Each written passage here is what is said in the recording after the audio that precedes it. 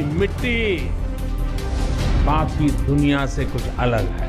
यहाँ अगर औरंगजेब आता है तो शिवाजी भी उठ खड़े होते हैं। आशीर्वाद भाजपा को है, पूरी मजबूती के साथ पटेंगे तो नहीं। और मथुरा में श्री कृष्ण की जन्मभूमि पर भव्य मंदिर बने, यह हर श्री कृष्ण जी के भक्त की इच्छा है, आकांक्षा है। ये लाल रंग इमोशंस का है। भारतीय जनता पार्टी इमोशन नहीं समझती। भगवान हनुमान जी के रंग लाल है, सूरज का रंग लाल है, लाल रंग रिश्तों का है। और वो हमको बोल रहे हैं कि हम यहाँ पर क्या कहा, विजिटर है, मेहमान है। प्यारे, तुम्हारी मेजबानी मैं करने आया हूँ।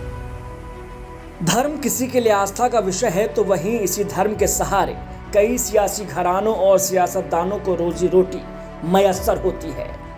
सियासी आका धर्म की जमीन पर सियासत के बीज बोने के लिए एक दफा फिर आगे आए हैं और मौका है लोकतंत्र के सबसे बड़े महापर्व और देश के सबसे बड़े सूबे में विधानसभा चुनाव का। परशुराम, राम और निषाद। परशुराम का अनुसरण कर ब्राह्मणों को साधने की सपाई कोशिश। भाजपा दे रही राम और निषाद की दोस्ती की मिसाल। क्या 12% निषादों का साथ करेगा कमाल। ओबीसी प्लस ब्राह्मण की राजनीतिक गणित सपा के लिए क्या साबित होगी वरदान। यूपी में चुनाव की रणभेरी का बिगुल बज चुका है। सबसे खास बात यह कि पिछले 3 दशकों की तरह इस बार भी चुनाव जीतने के लिए धर्म का रास्ता अख्तियार किया जा रहा है। विपक्षी पार्टियों को तो छोड़ ही दीजिए, सत्ता पर काबिज भाजपा भी विकास की राजनीति न कर धर्म का सहारा ले रही है और इन सब में विकास कहीं दूर वेंटिलेटर पर अपनी आखिरी सांसें गिनता नजर आ रहा है। दरअसल यूपी की सियासत में पिछले 3 दशकों में शायद ही कभी ऐसा हुआ हो जब यहाँ होने वाले चुनाव में भगवान राम के नाम पर वोट न मांगे गए हों। लेकिन ये पहली दफा हो रहा है जब भगवान राम के साथ ही उनके दोस्त निषाद राज का नाम भी सियासी गलियारों में शिद्दत से गूंज रहा है। निषाद राज के नाम का इस्तेमाल न सिर्फ सियासी पार्टियों के मंचों से हो रहा है बल्कि उनके नाम के सहारे यूपी के तकरीबन 12% निषाद वोटरों को भी साधने की कोशिश की जा रही है। निषादों को अपने पाले में लाकर उनके सहारे अपनी चुनावी नैया पार कराने की जुगत में वैसे तो सभी पार्टियां जोर शोर से जुटी हुई हैं, लेकिन बीजेपी निषाद पार्टी के साथ गठबंधन कर निषादों को अपने साथ लेने की रेस में सबसे आगे पहुंच गई है। दरअसल बीजेपी को उम्मीद है कि त्रेता युग में जिस तरीके से केवट ने भगवान राम की नैया पार लगाई थी, उसी तरह निषाद राज के वंशज विधानसभा चुनाव में उसे सियासी भंवर से बाहर निकालकर सत्ता की मंजिल तक दोबारा पहुंचा सकते हैं। यही वजह है कि पार्टी संगम नगरी प्रयागराज के उस श्रृंगेरपुर धाम पर बार बार फोकस कर रही है जो त्रेता युग में निषाद राज की राजधानी हुआ करती थी, जहां भगवान राम ने निषाद राज को गले लगाकर सामाजिक समरसता का संदेश दिया था। बीजेपी ने साफ कर दिया है कि इस बार उसके एजेंडे में केवल अकेले राम ही नहीं बल्कि निषाद राज के वंशज भी हैं।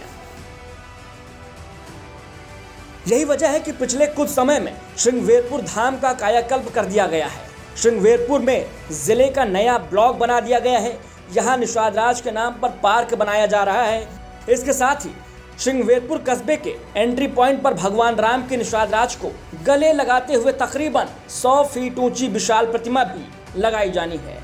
ये मूर्ति लगाकर योगी सरकार सामाजिक समरसता और धार्मिक संदेश तो देना ही चाहती है, लेकिन इसके बहाने असली मकसद सूबे के तकरीबन 12% निषाद वोटरों को अपने साथ यानी बीजेपी के पाले में लाना है। डिप्टी सीएम केशव प्रसाद मौर्य ने दावा किया है कि भगवान राम और निषाद राज अगर त्रेता युग में साथ थे तो उनके भक्त आज अलग कैसे रह सकते हैं। वहीं अब तक ओबीसी वर्गों की राजनीति करने वाले अखिलेश यादव इस बार परशुराम के मंदिर का अनावरण करते दिख रहे हैं। बीते हफ्ते लखनऊ के गोसाईगंज में उन्होंने भगवान परशुराम के मंदिर और उनके फरसे का अनावरण किया।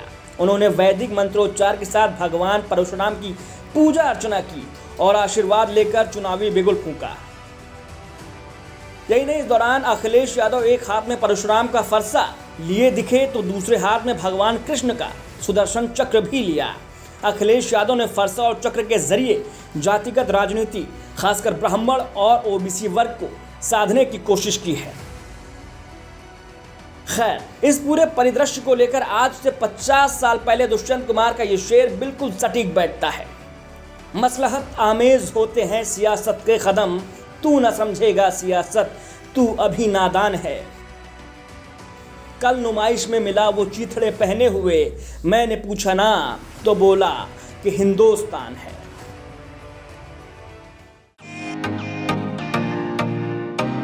फेसबुक और यूट्यूब के बाद अब आपका पसंदीदा चैनल न्यूज़ 18 डेली हंट पर भी फॉलो करें।